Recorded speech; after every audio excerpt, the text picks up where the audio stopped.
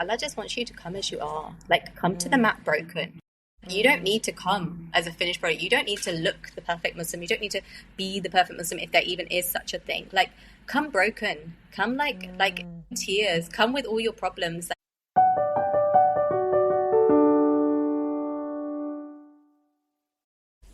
Welcome to a new episode of the Kifaya Diet Podcast. Today's conversation will be in English, although there won't be a translation, unfortunately.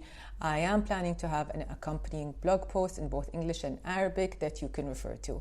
I am so happy today to be sitting down with my dear friend Safia. She's an eating disorder survivor and a recovery coach trained at the Carolyn Costin Institute, just like me. Safia brings a unique perspective on how faith and spirituality can play a central role in healing. And in this conversation, she shares how Islam was her main reason to recover, the role of Salah in finding balance, and how spiritual goals can support anyone on their journey. So let's dive in. Hi, Safia. How are you? I'm good. Thank you so much for having me on your podcast. Thank you. Lovely to see you. Thank you for the time. And we're finally doing this. We've been saying we were going to do this for ages. I know, right? Like, it has been long overdue. I'm so excited for it. I'm excited to dig in, and I'm very excited about the topic. But for everybody to know you and also understand where you're coming from, I'd love it if you can start out by letting us know how it was that you developed an eating disorder and about your recovery journey. Absolutely, yeah. So, hi everybody. My name is Safia. I'm an eating disorder recovery coach. I had the same training as Arwa through the Carolyn Costin, and I have lived experience of having recovered myself from anorexia, which later kind of shape-shifted into orthorexia, and issues with movement as well, as a lot of people do struggle with when you have an eating disorder. So my eating disorder started late teens and continued right the way through my 20s. It kind of began with a diet that kind of got out of hand and was totally overwhelming, and put me into a really dark place for many, many years. And it wasn't until I got married to my husband and we moved to Dubai, and it was after maybe like a few years of living here, and I realized I was really sick of having an eating disorder and wanting to start a family, and kind of just sick of living this life following the rules of the eating disorder, that I decided to get help. I had therapy over here, and it was a long kind of maybe 3-4 year recovery process. It took time, but it made me so passionate about recovery, and as a result I retrained to become a coach, and now I get to work with people internationally with all of their eating disorder struggles and just kind of finding freedom on the other side and figure out what kind of life they want and helping them get there. So it's really fulfilling work, and it's such a full 360 moment to kind of be able to support other people in the struggles that I went through. Alhamdulillah. Okay, thank you for sharing that. Let's dig into the topic of the episode, which is how Islam played a role in your recovery. Yeah, I mean, a big role. And thank you again for giving me the space to be able to talk about it, because it's something that I don't speak about very much. I often talk about, I've got a podcast as well called Rewired, and often on that podcast I'll be talking about, with my co-host Meg, about, this idea that I recovered because to be a mum and to be the type of mum I wanted to be, and to be a wife and to be a daughter and the sister that I wanted to be, and a friend, and to have freedom around food and life and all that flexibility. Something I don't talk about is actually the biggest motivation, which was to gain a closer relationship to Allah and be able to practice Islam in the way that I wanted to. And don't get me wrong, it's a long journey and I am not there yet, but will it ever be? I mean, I think that's part of the thing is are we ever, okay, now I'm happy with my relationship. I think we're always going to be striving.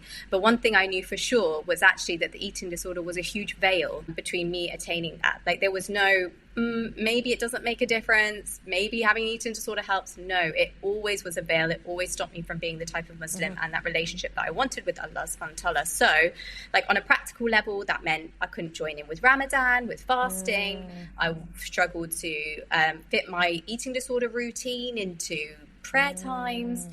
On a spiritual level, I just wasn't able to be the type of Muslim I wanted to be. We're taught to emulate our Prophet, peace be upon him. And I was a very rigid person. I wasn't able to be there for other people. I'd read stories about the way that he was with other people and interact, and I thought, oh, I'd love to be that type of person, or I'd love to be like his wives or his, daughter or his granddaughters. And I thought, wow, they're such amazing, incredible women, but I can't, because I've got all of these eating disorder rules that, okay, somebody could be in a crisis, but I can't drop it because I need to have my dinner on time, or I need to have the type of dinner I want. And it was like I was so aware of it, and it really like hurt my soul.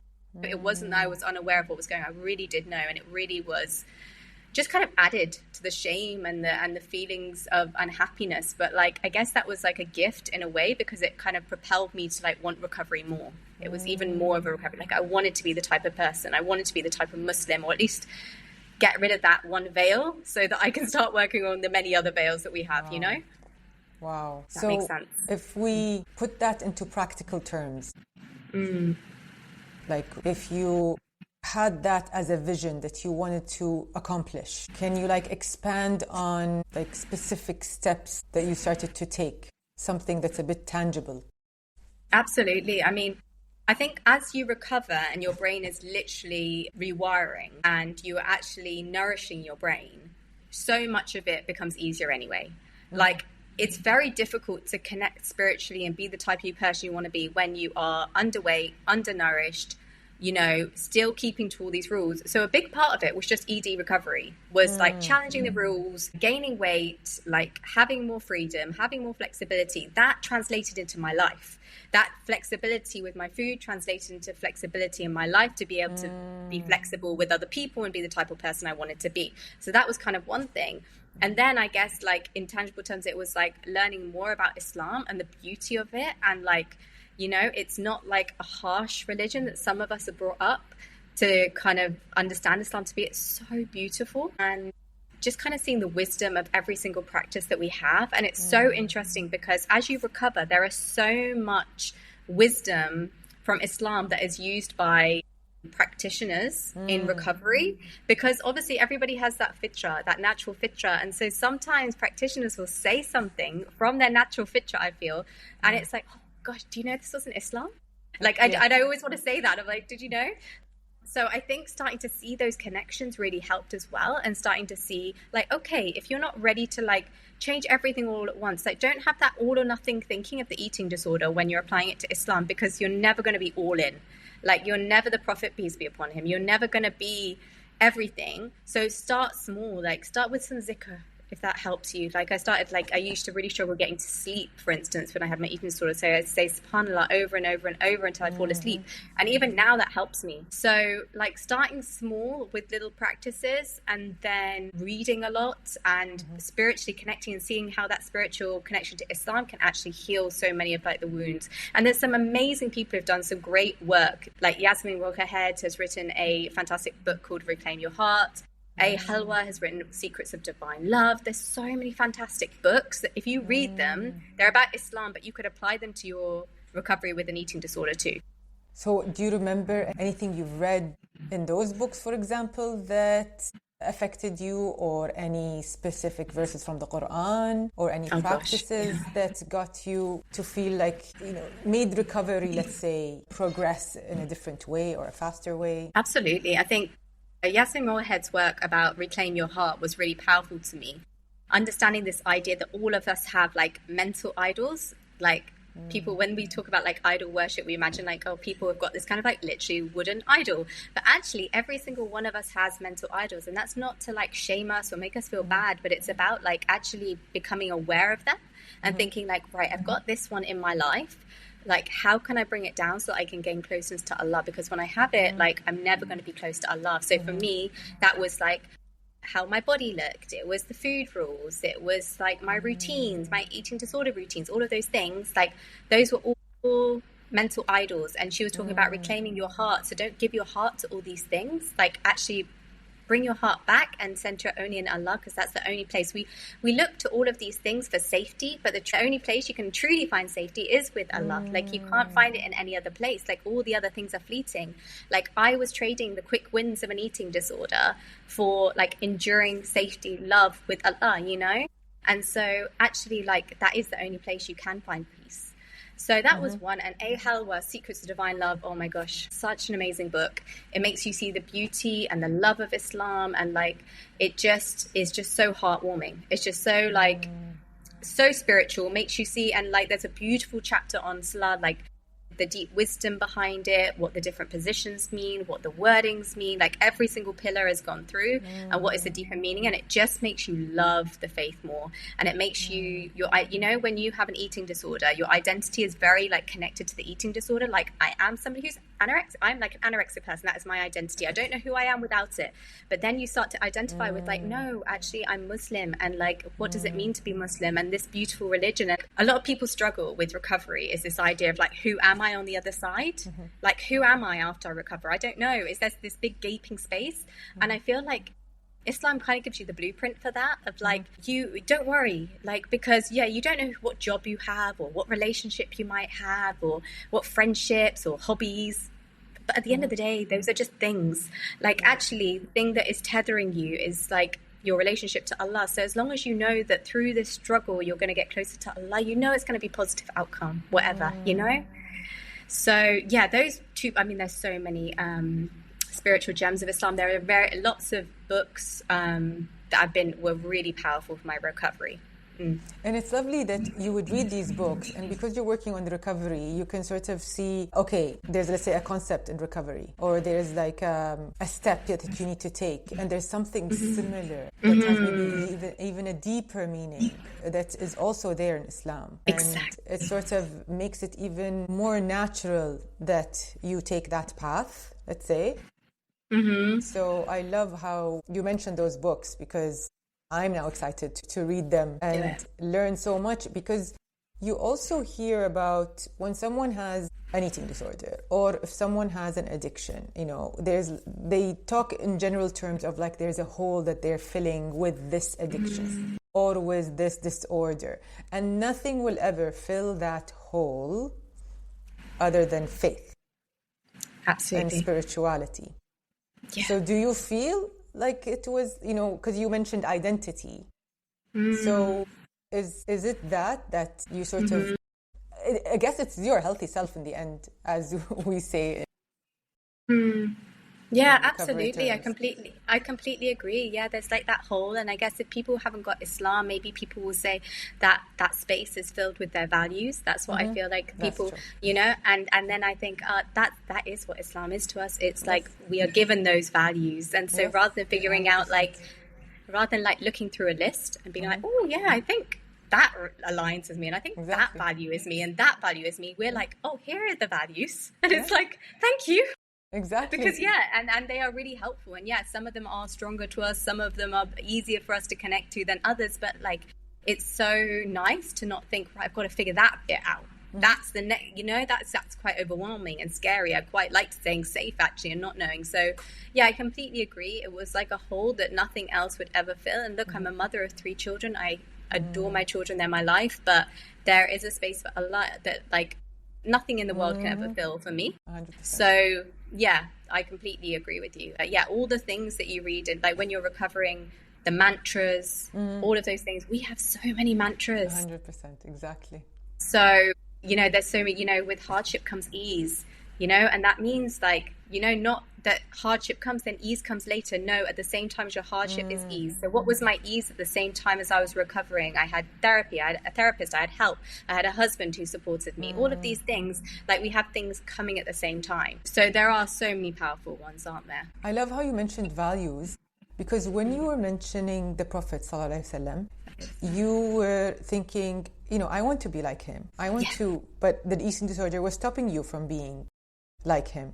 But it's obviously he represented certain values that were important to you, but you weren't able to live by these values because the eating disorder stopped you from living by these values. So he represented your true self that had these values. Oh, I love how you just phrased that. You're so right. You're so right. It was like I saw that in him. And then each value would probably connect to one of God's names. So that's another thing. It all goes back. Yes, and there's a beautiful book, isn't there, on the 99 names of Allah, and just reading those, and you're so right, they all go back to that, don't they? you know. And it's like the stories, you know, even like Prophet, peace be upon him, like they said, there's a hadith that he never used to complain about food, you know, even if it wasn't good, he would just not say anything. Oh my gosh, I was very opinionated about food and the type of food, and I needed da. And so like it was all these things that I was like, this is exactly who I want to be. And look, I'm very not anywhere near it even now, but I knew that having an eating disorder was never going to get me any closer to it. It was always going to be such a big veil to me getting closer to it. And you're just so far from living your values. It's just this, you know, that's a lot of the work that we do with our clients is that, you know, what are their values and can you live by your values with the eating disorder? You can never live by your values with the eating disorder. Never, no, not even absolutely. one value. You can't. And it's not your fault. It's really not your fault. It's what the eating disorder does to everybody. Exactly. It's not just you. And that's something as well, like I love that, like always in the Quran and in our prayer, it's constantly talking about Allah, the most compassionate. And I really never understood that enough. And then right now, actually, I'm doing a course with a fantastic therapist called Dr. Safia Malik. And she works a lot on somatic practices. But she did research and she found that one of the most powerful ways that people recover and stay recovered from eating disorders is having self-compassion. And honestly, until that moment, I used to think, why is this word repeated over and over and over again? And then when she said that, I thought, wow, yeah, because we struggle to have compassion for ourselves. If you've got an eating disorder, this is hard recovering. If you're living in life, just life generally is tough.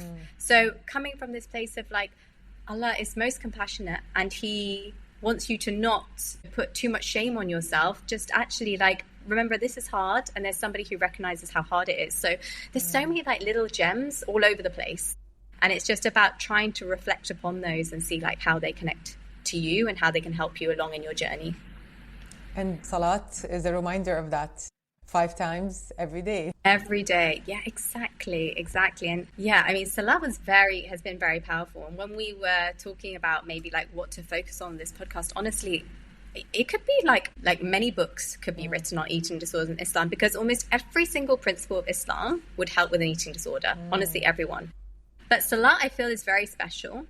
And I think that's because in an eating disorder, the whole eating disorder is absolutely tons of rituals, tons of rules, tons of routine. Like whether that's you wake up and you're doing body checking, or you're waking up and you're engaging in unhealthy movement, or whatever it is that you're doing, it's a ritual that you do every day. If you've got an eating disorder, 100% you'll be having rituals right now. On this day I do this, at this time I do this, at this time I eat, at this time I do that. Some are related to food and some will not be, but it's absolutely full of them. I think as human beings, we thrive off of safety, of the rules and routines and rituals. And if we don't use the ones that Allah has given us, like I think we start to create our own to feel safe. So it's like how children, we say they feel safe through a routine. I think when life is feeling really stressful, we're like, let me bring some rituals and routines to make myself feel safe. And so I think that Islam is so powerful, because when you're recovering and you're trying to take out those unhealthy ones, sometimes people struggle with what to replace it with. Okay, so if I'm not engaging in movement in the morning anymore, what do I replace that with? Islam has an answer. You can do prayer, you can do dhikr, you can do reflection of Quran. Like there's so many things. You can literally do a switch for a switch. And so I think that that's really, powerful. And like, rather than engaging the eating disorder ones, you've got these really beautiful ones that will actually benefit you.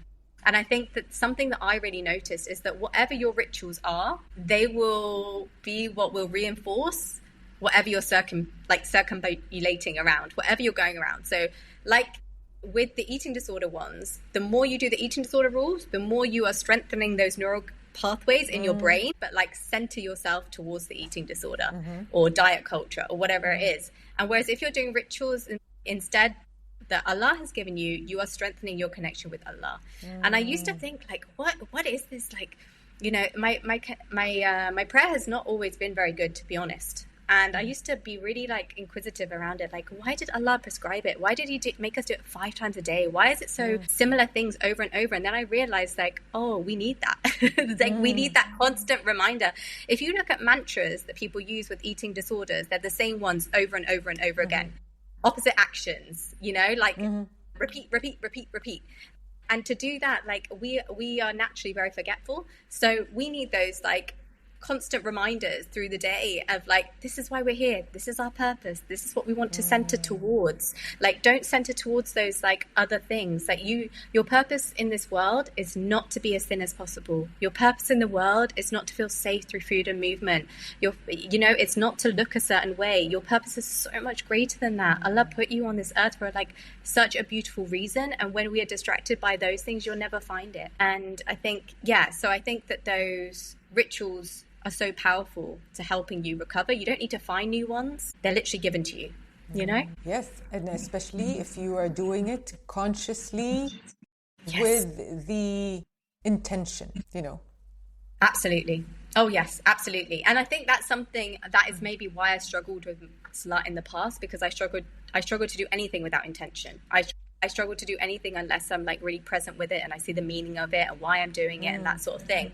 And so I had to learn like the meaning. And Secrets of Divine Love, the book I mentioned, has got a beautiful chapter on prayer and what the different positions mean. So when I'm going through the positions of the prayer, I'm honestly trying to remember like what all of them mean and what I'm saying. And, you know, I'm thinking about like in Surah Fatiha, oh my gosh, you could do like a whole series just on how Surah Fatiha like helps with eating disorder recovery. So just focusing on like the straight path, and you know that's the one that you want to follow, and not allowing outside influences and social media to interact with that. Like, just stay on your straight path, remembering like there's going to be a day at the end, you know, that day of judgment, and like not in a scary way, but in a kind of way of like, what do you want to bring to that day? Do you want to, you know, what do you want to say you've spent your life doing with intention? It's such a beautiful reminder, and it's such an important thing what you said about intention, Aura, because generally like with eating disorder recovery, intention is everything. And so like, you know, so in Islam, again, that concept of intention from Salah, like you can apply to eating disorder recovery. Like, okay, you're eating this, what's your intention behind it? You're moving your body, is it eating disorder or is it a healthy intention? And so like, again, it's that concept, those themes can be applied. Could someone, especially at the start, or you know, during the eating disorder or at the start of recovery, could Salat be triggering or harder because they have to feel their body? Yeah, absolutely. And I you know what, I love that you said that, because I think that was part of my struggle as well. Is this idea of being so aware of your body. Like, these actions, these grounding actions are very much taking you away from your head and back down to your body. And what do we all struggle to do with an eating disorder? We struggle to be in our body. We struggle to be. We don't want to be grounded. We want to be lost. We want to be numb. We don't want to. And then you also got these actions where you are like touching your body and that sort of thing. And so it's all the struggle, isn't it?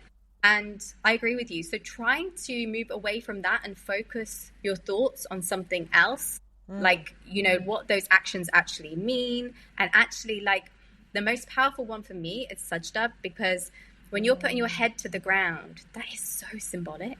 Like, you are putting those thoughts that literally might be torturing you to the ground, and you're elevating your heart. And what you are symbolizing is like, no mind, no brain. Have you ever heard somebody with an eating disorder recovery say, no brain, don't do that? You're saying, no brain, don't do that. My heart is more important. I'm elevating my heart. Your heart is above your head in that position. So my heart is more important. My values are more important, and I'm tethering to that. So trying to focus more on that than like anything that could be triggering through any of the positions. And also, it also brings awareness, right? So when we're praying, prayer is a gift in a way, because it's a gift in many ways, but one way it's a gift is that it brings awareness to anything we're struggling with. Even now, as a recovered person, in my prayer, if I'm distracted by something, then I know that's something I need to work on in my life. Like, why is that preoccupying my time in prayer? That's something either I'm anxious about, I'm stressed about, I'm placing too much importance on. So when I was praying, obviously all my thoughts would be eating disordered. What am I going to eat after this? What did I have before? And so it's very stressful. But actually, without awareness, we can't change. And so it's a gift to become aware of these things. And could someone who's had an eating disorder, and I guess, I know you sometimes you can generalize and say this type of eating disorder is more perfectionistic than another type, but in the end, they tend to be very hard on themselves. You know, they're very self-critical. Could that also translate in that, I'm not praying properly, or I'm not praying perfectly, or and then there's that reminder in Salat that God will forgive, and God is the most compassionate, and you need to be easier on yourself. Honestly, that was so freeing to me, because I don't think we're really taught that growing up. Well, I wasn't taught that too much growing up. I don't think that until recently more I've learned about the fact that Allah expects us. You know, He expects us to mess up, and we will mess up. And we'll mess up every day. Even after we recover, we're never going to be a finished product, you know? And having, like, He keeps repeating that I'm the most forgiving, I'm the most merciful, I'm the most compassionate. Why? He's not doing it for fun. It's like everything that Allah says is for a reason. So He's saying that over and over again because He doesn't want you to be perfectionistic anymore, you know? And the fact that you are coming to Him, like, that is everything. And I loved, like, there's so many things that gave me so much peace, you know, like if you take one step towards Allah, He comes running towards you. Like all of those little things, okay, I'm going to take a step. I'm going to take one small step. That could be anything. That could be a prayer. That could be a bit of zikr. That could be a dua. That could be a bit of charity. That could be a smile to somebody else. Whatever your way of showing that step towards Allah is, He will come running. And that was like so powerful for me to know. And the most important thing is to keep coming back to Allah. You know, and like, isn't it the qalb, heart in Islam? One of the meanings for qalb means the heart turner, you know, the turning. And so if that was the name that Allah gave for the heart, like, okay, He knows that our hearts are going to keep turning, going to this, going to that, going to this. Okay, but we're going to come back to the prayer and we're going to turn our hearts. We're going to try and direct towards Allah. We're going to face the Kaaba. We're going to connect with Allah once again. And again, the next day will come and we will be distracted and it will turn. And then we come back again. And realizing that's part of the journey, but forgiving yourself through that, you know? And that also represents that any obstacles you might face during recovery, any setbacks you might go through, that it's okay. You can pick up and come back and be compassionate towards yourself and forgive yourself, and it's okay, and just come back. I think part of the journey is learning not to be perfectionistic. I think part of recovery is learning you cannot recover perfectly and you're gonna mess up, and to learn how to surrender to that and how to forgive yourself. I think that is part. I feel like everything we go through in life is a gift to learn something from. Even though I'm really unhappy that I had an eating disorder, obviously, I feel sad that I missed so many years of my life, but I do feel like it was a gift to me. I learned so much through that experience that I feel like many people won't learn, you know, until later on in life. And I think that taking it like that and realizing, right, what can I learn from this experience? I learned not to be perfectionistic. I learned to be kinder to myself, to be compassionate, to realize life is hard, and to keep coming back to your intention of what you want.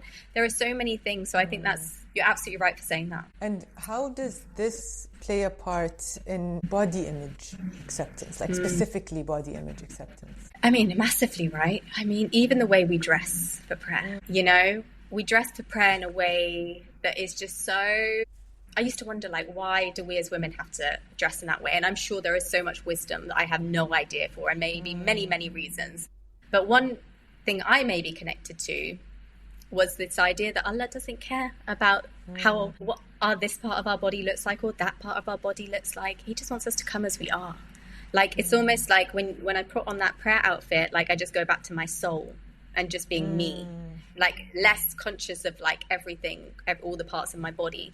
So there's that. But I agree with you when you said earlier that it can be triggering. So to like keep bringing the mind back to what you're reciting, doing things with intention, you know, and the grounding can be very powerful. Now, this is something that is very popular these days, this idea of like grounding and somatic practices. And that's something I used to be like, well, why with prayer do we not just sit down and just meditate? Why do we have to stand? And then I realized, like, wow, there is so much research to show that grounding is so powerful. And we ground with our feet, you know, our head, our hands, our knees. Like, there are so many points at which we ground, and that in itself can be like very healing and bring so much presence that I am here in this world, not in your head about your body. Yeah. And I think that like realizing as well, like, that collective idea of all of us as a community kind of coming together to pray in one direction, like you're praying in the same direction as the whole ummah of the world. And like, so it kind of takes you out of this idea of like your body being the most important thing, that you're part of this bigger thing. You're part of this bigger community. You're part of a bigger purpose. And I think that is so powerful in itself. I love that. And if you're going to break it down into daily practices, obviously salat, maybe expand on salat, because you mentioned how it gets you up in the morning. It's something to do at the start of your day other than exercising. What about the rest of your day and any other practices? Absolutely. I mean, I think it's like, again, it's not this idea, like I would hate for people to think that I'm giving them this checklist. It's more like, okay, we have the practices that we should be doing, like the prayer, but actually there's a beautiful menu of other ones that you can select and choose as you have time, as you feel need, whether it's some dua or, I mean, there's literally, you could spend your whole day doing practices, right? But it's like what fits into your day, what works for you, what you connect to the most. But yeah, for me, like it was connecting to Salah and bringing that in 5 times a day. And like, even, I work with people who are not Muslim, but they are very spiritually inclined. Like I've got one really amazing client who's so spiritual and she really loves me. We set spiritual goals each week. So like how we set the food goals and the movement goals, we set spiritual goals. And she has created a prayer area. So that was like one of the goals, create a prayer area. And then she will go to that prayer area through the day. So if you're like not ready to go full blown, like maybe it's like you go there and you do dhikr in your prayer area, or that you maybe do reflection and Quran in that area. And that's now become like a safe space for her, where she goes to that space when she's feeling overwhelmed. And isn't that the purpose of our prayer anyway? Like we've got these 5 times a day, but we can go again and we can go to the prayer mat and we can open our heart, and it's that safe space that we have. So I think that practically kind of bringing that in, you could do some dhikr and like really thinking about like what are the words, what are you saying as you're saying the dhikr. Like Allahu Akbar was so powerful for me. It was this idea that like nothing is more important than Allah. Like these thoughts are so strong, but there's something way more powerful. And like even when you were raising our hands in prayer, like as I was doing it, I would be like almost imagining the thoughts going out of my head. Allahu Akbar. Nothing's more important than Allah. Go. I don't know why our hands are raised, but to me, like that's what I connected to. So there's that, there's journaling. That Secrets of Divine Love book I mentioned, they have a journal, associated journal. So you could do that. There's different Islamic kind of like meditations and things like that could be really helpful to you at all. There's so many, YouTube videos and things like that. So even like remembering Allah, that gave me so much peace. I mean, I say that, I literally just took words from the Quran. I think, isn't it, through the remembrance of Allah do we find peace? Like, it's true. You can be so worried about the future. You can be so worried about your eating disorder and all what you've eaten but actually nothing brings you peace like, what is this world about? What is this one source, amazing source of the world? Zooming out, imagining like this earth, the planets, the solar system, the universe is like the one who made all of this and made me, and felt like the world needed me, like, and needed you, and why you're special, and he needed you in this world. Like, it just kind of zooms out. We talk a lot about in eating disorder recovery is like zooming out, seeing the bigger picture, because when you've got an eating disorder, it's kind of like Meg, who I do the podcast with, she always says like it's like you're looking through a straw, looking at life through a straw. You've got this whole big picture, and when she says that, I'm thinking, yeah, it's like the whole universe that Allah made, and you're like looking through a straw at this one tiny aspect of your life, but if you zoom out and imagine the whole thing.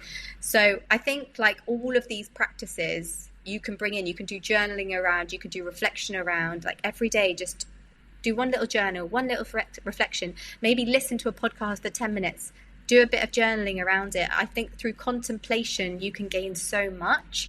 Like you can gain so much through dhikr, but you can also gain so much through your own thoughts. I find that usually people with eating disorders, something I've really noticed, they're very deep thinkers and very spiritual people. And so like they're very sensitive people. And so actually you've got so much to give to this process of reflection. So yeah, I think that that's probably some of the more kind of like tangible ways. Or even if you take like something from the Quran, like I mentioned earlier, like with hardship comes ease. Okay, so let's look for the ease that's going on in your life. Make it like almost like a gratitude journal. You're doing one related to that. Okay, what's the ease that's going on in your life right now? And just kind of bring yourself, make 3 points each day. What's the ease going on? So yeah, there's some of these that I think are helpful. I love what you said about how people with eating disorders can be very spiritual, even though they're lost. So it's as if they need it even more. Yes. Because I feel like that's true. For me, that was true. You're right. And in the end, when you have an eating disorder or anything else, it could be something else. Replace it with something else that makes your life out of balance. Mm-hmm. You know, good way to say like, it. You know, one of the definition of recovered is when food and your body take a normal place in your life. It doesn't take over your life. So when it takes over your life, there is no space, not just for spirituality. There's not just your relationship with Allah. There is no space for anything. No space for a relationship with yourself, your friends, your family. You know, everything is out of balance because it's taken over. And even when someone is, is able to live a relatively normal life with an eating disorder, it's still draining and not the quality of life they want to live long term. Absolutely. It's almost more hard because you're kind of living this secret life. Yeah. Yeah, exactly.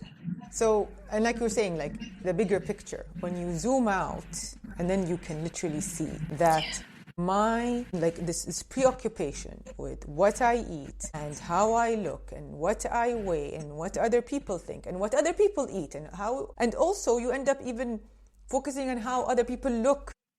You know, that's all your focus. It's taking away from all the other aspects of life that help you live that balanced life. We're not talking about balance 100%. No. It's very normal, depending on what stage of life you're in, for it to be balanced in a different way. You have young kids, you know, they're taking a big, let's say, proportion of your focus, attention, time, and energy. That's very normal. I'm in a different stage of life with older kids. So it's being able to actually make the choice. Make that choice of where am I focusing now in this stage of life, as opposed to the eating disorder deciding for you. Absolutely. And also, you know, all of those stages of life, if you want, you can bring Islam into, you know, like, you know, I was in bed last night with the kids. So I was sat in between the two of them. I've got a 5-year-old, a 3-year-old, and a 1-year-old. And anyway, I was between the 5 and 3-year-old because they sleep together. And they were like, Mummy, where's Allah? And, you know, we had this whole discussion about this and like, so why did Allah make us? And you know, and it's almost like we were going through Kul Huwallahu Ahad, like kind of like, you know, in like kid form. And it was just so gorgeous. And like, it's such a blessing to hopefully, inshallah, give them a really like positive feeling about Islam. So like everything you do in your life can kind of almost come back to that. But I agree with you, like, and even like as a Muslim, like we want to be the best wife we can be. We want to be the best mum we can be. We want to be the best friend, the best neighbor, the best daughter. Like we want to be good. Those people, like we want to be kind to those people. It's like being a good Muslim is not just about like worship with Allah. Your relationship with other people is massively about being a Muslim. So yeah, I completely agree with you. And start with yourself. You need to be kind to yourself. Be kind to yourself. God, that's such a good one. Such a hard one. That is such a hard one. Even more so, people with eating disorders struggle it so much. That self-compassion, that self-care, and that's such a big part of our work, is bringing that in and what that means to them and what do they want that to play in their life. But it's a tough one, isn't it? It's doing kind thoughts to yourself. And even though nobody's losing, it's not like if you're kind to yourself, then you're not going to be as kind to other people. Nobody's losing anything by, you know, you're not losing anything by being kind to yourself. But Absolutely. It's still so hard. It's still so difficult. You just feel like unworthy. Like that's like, if you listen, I keep mentioning Halwa because she was just been such a powerful part of my journey to gaining closeness with Islam. But even if you listen to her podcasts and everything, the way she speaks, and she's written a beautiful poetry book as well. Like the way she talks about the fact that Allah created you and wanted you out of all the billions of stars he like wanted, you know, also made you and needed you in the world. And like it can, you know, like that can sometimes help when you don't feel like your worth and you don't feel proud of yourself. Like that can bring it back to, okay, no, I was here and I was here for a purpose and I was here for a reason and I am special. It's tough though. It's a really difficult one. And I think even more so difficult when you're in the trenches of an eating disorder, because there is so much shame around it. You don't feel happy about the way that you're living your life, but seeing yourself with compassion of like, you gained this eating disorder when you were struggling and you didn't have any other coping strategies, that you had no other ways of managing it. Nobody had taught you, you hadn't developed them. And now it's taken over to the point it's completely taken over your life, and it's more of a stress than the stress you probably had before. And so, but now it's time to find healthier coping strategies. And when we talk about healthier coping strategies with people, like, then we're talking about, okay, what is that for you? Is that, reading a book? Is it this? Okay, Islamically, we have a lot of coping strategies. We have a lot of rituals to make you feel safe. We have a lot of dua. We have a lot of like community. We have a lot of ways to remember Allah to bring peace. So like, use some of those, see if some of those help. And in the end, respecting your body and taking care of your body and doing it with the intention of being a better spiritually, being a better servant of God, just having that intention, recovering with that intention. Just like when I love that. when someone says, intend to sleep early so that you can wake up for Fajr and pray, Yeah. So it's having that intention that's rewarding. It's just massively rewarding. Not just personally, even from God. If you intend to take care of yourself so that you can serve Him better, just that will have hasanat. That's beautiful. Yeah, absolutely. And I used to really struggle with the idea of like, I wanted my body to be smaller, and I used to get frustrated that, other people can be in a smaller body and they're healthy. And I used to get really frustrated, annoyed with that. Like, other people can get pregnant and a smaller weight. Why can't I? I'd get really annoyed. And then you start to think, this is the way Allah made me. And like in His wisdom, like He wanted, this is the set point that, or the range that He created for me, and that's what I need to accept and surrender to, and realize that one is what is best for me. Like, let's not fighting against that all the time, just let go and surrender. And I can't tell you like how powerful that was for me when I let go and surrender in like so many aspects of my life, like with recovery, but also like having children, all of those things. And even in our coaching, there was so much, like, I think, connections. I don't know if you saw it as you were going through it, but like even Carolyn talks about like the eating disorder commandments, like this eating disorder commandments that we create, and all of these rituals around soul food and bringing like prayers to food and making it like a spiritual kind of like situation. I was like, we have that in Islam. Because everyone needs that. Yes. You need that. Yeah. Yes. Yeah. Naturally, we all feel that inclination to need that. So I feel like, Islam has so much to give to recovery. And it's just a beautiful kind of way to transition into more of a healthier, positive way that feels so much more value aligned, with all of the tools, with all of the ways that you can kind of see what your identity will look like on the other side. And when you said about, Allah made me this way, that, for me to be in a healthy body, I'm not as skinny as, diet culture wants me to be, or society says is more beautiful. Because in the end, it's always unhealthy to change whatever your natural body should be, or anything else actually to do with how you look. So, for example, if you have very pale skin and you want to keep getting a tan, okay, it might look better and you might like it more, but is it healthy? It's not the healthiest thing. No. Okay? Yeah, and it's absolutely. and we're talking about simple things. Okay, so even like coloring your hair, you might want, highlights, but it's not the best thing for your hair. Even when you're older and you have more gray hair and you want to cover the gray, that's not the best thing for your hair. I'm talking about like very simple things. Simple things. I completely agree. Change, they're not the best thing for you. So I know. It's the same, and you're right. Most people will agree with you that putting too much makeup on isn't great for your skin, tanning all the time isn't great for your skin, coloring your hair too much isn't great for your hair. Everyone won't disagree with that. But forcing yourself to be in a smaller body, no, that's good for you. That's okay. Yes.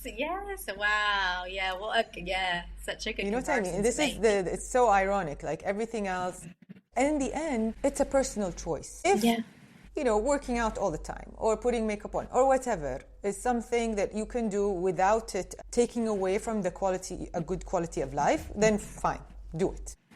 but everyone's different. Everybody's different. And what some people, they might be really into exercise, for instance, but they can take it or leave it. So if an emergency comes up in their family, they can drop it, no big deal. They go on holiday, no issue, I can take time off. But for people with eating disorders, it becomes like a source of stress if they then can't keep up with the thing that they've become attached to. So that's where the issue lies, isn't it? When it creates so much stress to be able to abstain from doing that thing. But you see those people and you think, but they can do it, just like you said, but they can do it, so why can't I? Yeah, so frustrating. Exercises every day, and why can't I? Yeah. And the thing is, that's where we realize, like, okay, we're all different. We're all made different, you know? And everybody there's many people who have different struggles with many different things that I don't have struggles with personally, but like, that's their struggle. That's their thing that they've been given. And like, then we have to just accept that is my health legacy. That is even now, like, I know that I've had an eating disorder in the past. I'm not going to, you know, mess around with that kind of stuff again, because I know that is like my genetics. That was my past, that's my health legacy. And so like when I got pregnant with my kids, I told the doctors, I was like, look, I've got a history of eating disorder. I made sure they were aware of it, like that sort of thing. And I think that is like accepting that acceptance piece of like, yeah, this was what I was doing, and recovering protecting my recovery is a very important part of my life now. It's like, no, I don't do that. That's never for me. You know, where other people could, engage in these kind of like ultra marathons or something like that. It could be really healthy for them. It could be really good for them and have many positive outcomes. I know for me personally, it wouldn't be healthy. It wouldn't show a good sign. It would be, what does Carolyn call it? Like a self-sabotaging kind of thing. Like it's just not for me. And even though I'm fully recovered and I'm not triggered in that way, why would I ever go down that route? So yeah, I think that's what it is. It's like accepting. That's the genetics I was given. That's the health legacy I've given. And that's me. And it's also finding your spiritual practice, your own spiritual practice, not someone else's. Yes. You know, what makes you feel happy, what makes you feel content when you put your head on the pillow at night is not the same as someone else's. You know, someone might be waking up for, you know, an hour before Fajr and reading Quran. Okay, I can't do that. What can I do? Yeah. And not compare yourself to someone else. Maybe you'll get there one day, but don't compare yourself, and find whatever it makes you feel that spiritually you are content at this stage. I love that. No, I love that. And is it right? Oh, there's like so many doors to Jannah. Like there's so many ways. There's like a fasting one, a charity one. And I feel like that's so symbolic of the fact that there isn't like one way to get connected to Allah. Like there's some people might find fasting really connects them. Some people, maybe they've got an eating disorder. And even like after I recovered, by the way, I didn't go into Ramadan and you know, I really had to solidify my recovery. But for some people, obviously, it's not triggering at all. Maybe that's their way of connection. For some people, it might be prayer. For some, it might be charity. And that's the thing. It's like finding the one that is really your way to connect, you know? So, yeah, I love what you said there. Is there anything you feel we didn't cover, you'd love to share? Any piece of advice or encouragement you'd like to leave the listeners with? Yeah. I think remembering to like something that I really struggled with, I think initially coming to Islam was like, I think I carried a lot of shame for not doing everything, not being the perfect Muslim like you were saying. And like just remembering like Allah just wants you to come as you are, like come to the mat broken. Like you don't need to come as a finished product. You don't need to look the perfect Muslim. You don't need to be the perfect Muslim if there even is such a thing. Like come broken, come like in tears, come with all your problems, like just come to the mat and just talk to Allah. Like, and I think, and then take the little steps. Don't feel like, I feel like with the eating disorder, we can be in a very like black and white, all or nothing mindset. So like, don't transfer those qualities to Islam. Try your best not to. So don't say, well, I'm praying 5 times a day or nothing at all. I'm doing all of this or nothing at all. And okay, if you missed something, like it's okay. Remember that Allah is the most compassionate and most merciful, and you try again. Like it's okay. Don't see the day as a write-off. Well, that's it. That day was ruined. Don't compare yourself to other people. It's very difficult recovering from an eating disorder, not everybody is going through what you're going through. Don't compare your path. Allah sees your path just as you are. So what I would say is like, take small steps and just remember that Allah wanted you here for a reason. He wanted you to be healthy just as you are in the body that He made you. And so yeah, just try to like keep that in the front of mind when times are really difficult. Perfect. That is perfect. We were talking about not being perfect, but that was perfect. Yeah. Oh, bless you. Thank you. Thank you so much, Safia. I really enjoyed this discussion with you, and I learned so much, and sometimes I had goosebumps, to be honest. Oh, bless you, bless you. Thank you so much for giving me the opportunity. It's honestly been so wonderful. I've absolutely loved talking about it, so thank you. Thank you so much. It's really my pleasure, and I look forward to having many, many more discussions with you in the future. Inshallah, for sure. Thank you so much. Thank you so much to Safia for sharing her story and wisdom with us today. I loved how she connected faith and recovery in such a hopeful and practical way. And to everyone listening, I hope this conversation inspires you to see recovery not just as freedom from struggles with food, but also as a path towards deeper connection with yourself and Allah subhanahu wa ta'ala. You can find Safia's details in the links provided in the show notes. And if this episode touched you, please share it with someone who might need it. And as always, thank you for listening to the Kifaya Diet Podcast. See you again soon.